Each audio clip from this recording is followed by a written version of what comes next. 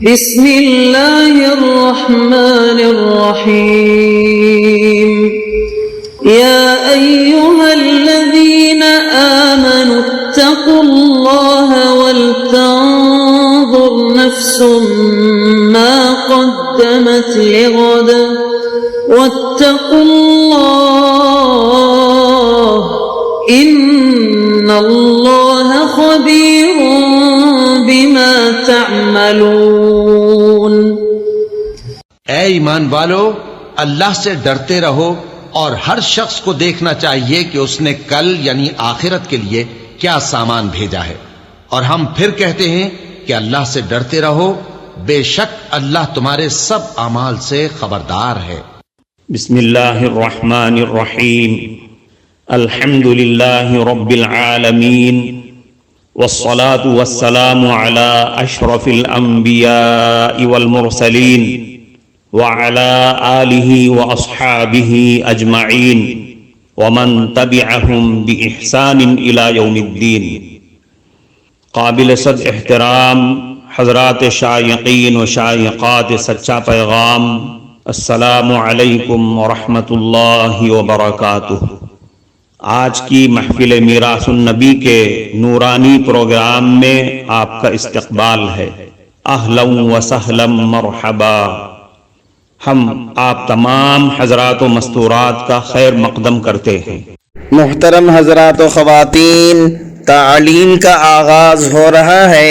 سب سے پہلے آداب تعلیم کا لحاظ کرتے ہوئے تعلیم کی طرف متوجہ ہو جائیں۔ پورے دھیان سے سننا، عمل کی نیت سے سننا اور تبلیغ کی نیت سے سننا، یعنی سنی ہوئی باتیں دوسروں تک پہنچانے کے جذبے سے سننا۔ چند خاص آداب تعلیم ہیں، امید ہے کہ آپ حضرات ان آداب کا ضرور خیال رکھیں گے۔ جزاکم اللہ۔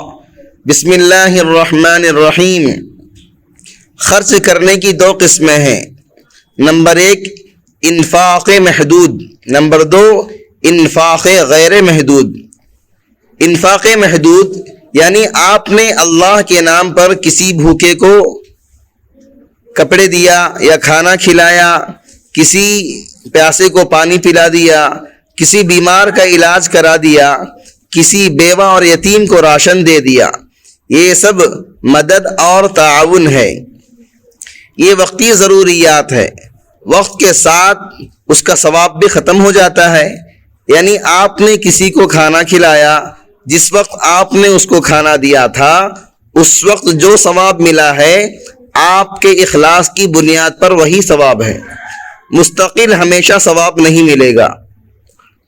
انفاق غیر محدود، ایسا خرچ کرو کہ قیامت تک تمہیں ثواب ملتا رہے گا، بندوں کو بھی فائدہ ہوتا رہے گا۔ اس کی روشنی میں رسول اکرم صلی اللہ علیہ وسلم نے ارشاد فرمایا، اذا مات الانسان انقطع عنہ عملہ الا من ثلاثۃ، الا من صدقۃ جاریۃ او علم ينتفع به او ولد صالح يدعو له۔ جب انسان فوت ہو جائے تو اس کا عمل منقطع ہو جاتا ہے، سوائے 3 اعمال کے وہ منقطع نہیں ہوتے۔ صدقہ جاریہ یا ایسا علم جس سے فائدہ اٹھایا جائے، یا نیک بیٹا جو اس کے لیے دعا مانگے، دعا کرے۔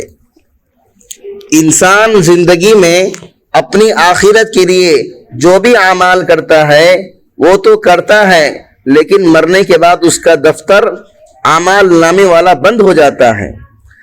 اچھائی لکھی جائے گی، نہ کوئی برائی لکھی جائے گی۔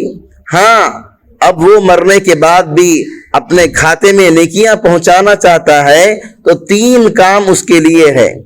پہلا کام یہ ہے کہ اپنی اولاد کو ایسی تربیت کیا کہ اس کے ذریعے سے اولاد نیک اعمال کرتی رہی اور والدین کو بخشتی رہی، یا دوسرا کام حافظ قرآن بنا دیا، اب دوسروں کو بنا رہا ہے۔ کوئی تصنیفی کام کیا اور لوگ اس کو پڑھ کر استفادہ کر رہے ہیں۔ اسی طرح اپنی جائیداد چھوڑ کر اللہ کے لیے وقف کر دیا تاکہ لوگ اس سے فائدہ اٹھائیں، تو اسے قیامت تک اللہ تعالیٰ ثواب دیتے رہیں گے۔ مثال کے طور پر اگر کسی نے اپنی زمین اللہ کے لیے وقف کر دی اور وہاں پر مسجد بنا دیا، وہاں پر مدرسہ تعمیر کرا دیا، وہاں پر یتیم خانہ تعمیر کر دیا، وہاں پر غریب یتیم بیوہ جو بھی ضرورت مند لوگ ہیں وہ آ کر گزارا کریں، وقف کرنے والے کو ثواب ملتا رہے گا۔ وقف کا ثبوت قرآن کریم سے، جب قرآن کریم کی آیت نازل ہوئی لَن تَنَالُوا الْبِرَّ حَتَّى تُنْفِقُوا مِمَّا تُحِبُّونَ وَمَا تُنْفِقُوا مِنْ شَيْءٍ فَإِنَّ اللَّهَ بِهِ عَلِيمٌ، تم ہرگز نیکی کو نہیں پا سکو گے جب تک راہ خدا میں اپنی پیاری چیز خرچ نہ کرو، اور تم جو کچھ خرچ کرتے ہو اللہ تعالیٰ اسے جانتا ہے۔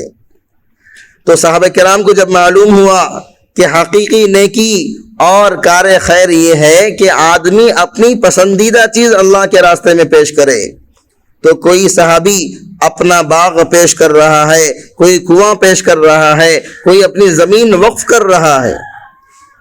وقف کا ثبوت حدیث سے، اذا مات الانسان انقطع عنه عمله الا من ثلاثة الا من صدقة جاریة او علم ينتفع به او ولد صالح يدعو له، جب انسان فوت ہو جائے تو اس کا عمل منقطع ہو جاتا ہے، ختم ہو جاتا ہے، سوائے 3 اعمال کے وہ منقطع نہیں ہوتے۔ نمبر 1 صدقہ جاریہ، یا ایسا علم جس سے فائدہ اٹھایا جائے، یا نیک بیٹا جو اس کے لیے دعا مانگے۔ صدقہ جاریہ کی صورت وقف کی طرح ہے، اصل شے کو محفوظ رکھتے ہوئے اس کے منافع سے لوگ فائدہ ہمیشہ اٹھاتے رہیں، اور وقف کرنے والے کو زندگی میں بھی، مرنے کے بعد بھی، جب تک اس کی وقف کردہ چیز باقی ہے ثواب ملتا رہے گا۔ سب سے پہلا وقف نبی کریم صلی اللہ علیہ وسلم نے کیا۔ رسول اکرم صلی اللہ علیہ وسلم نے مدینے میں 7 باغوں کو وقف کیا، جو اسلام میں پہلا وقف خیری تھا۔ یہ باغ مخیریق نامی ایک یہودی کا تھا، جو ہجرت نبوی کے 32ویں ماہ کے آغاز میں اس وقت مارا گیا جب وہ غزوہ احد میں مسلمانوں کے ساتھ شریک قتال تھا۔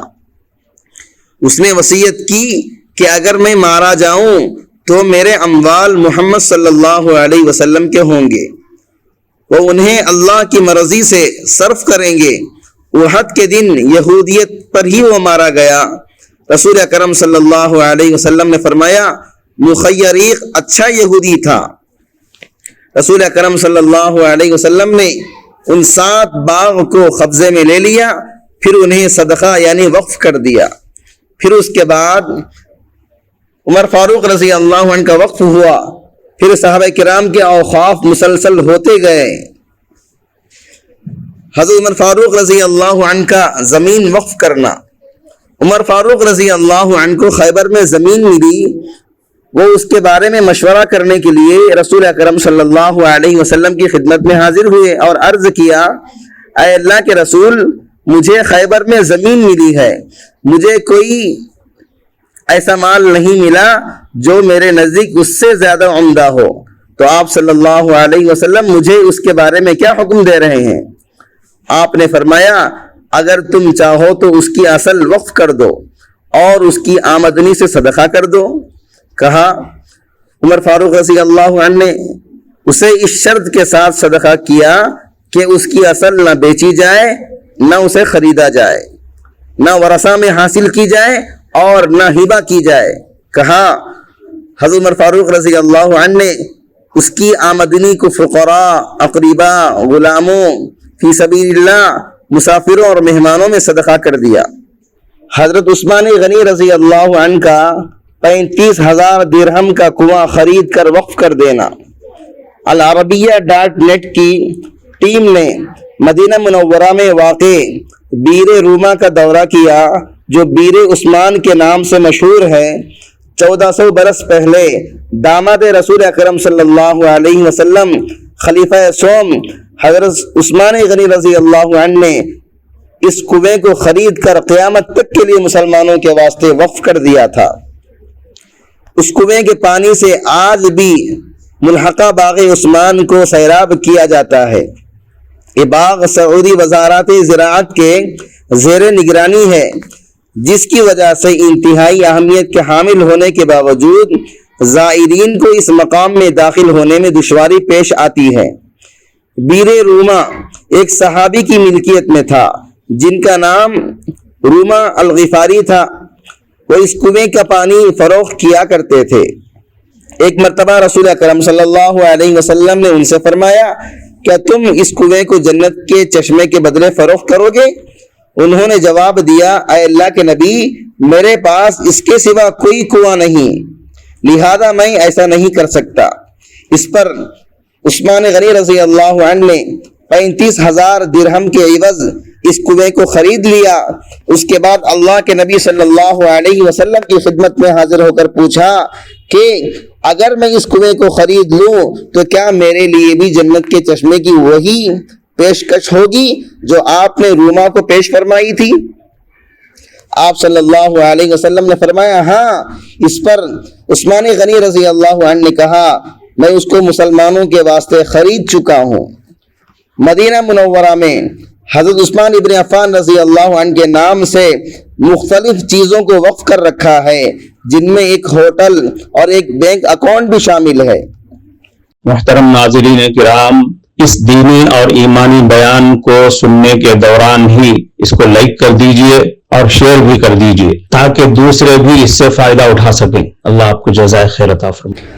حضرت عثمان غنی رضی اللہ عنہ نے بیر روما کو تمام مسلمانوں کے واسطے روز قیامت تک وقف کر دیا۔ بینک میں حضرت عثمان غنی رضی اللہ عنہ کے نام سے اکاؤنٹ کے حوالے سے اکابر نے واضح کیا کہ مسجد نبوی کی مشرقی سمت حضرت عثمان غنی رضی اللہ عنہ کا ایک گھر موجود ہے۔ اس گھر کے پڑوس میں ایک سرائے بھی تھی جو رباط العجم کے نام سے مشہور تھی۔ اس وقت کے مالکان نے یہ پسند کیا کہ اسے وقف سیدنا عثمان ابن عفان کا نام دے دیا جائے، کیونکہ یہ سرائے یعنی ہوٹل حضرت عثمان غنی رضی اللہ عنہ کے گھر کے پڑوس میں تھی۔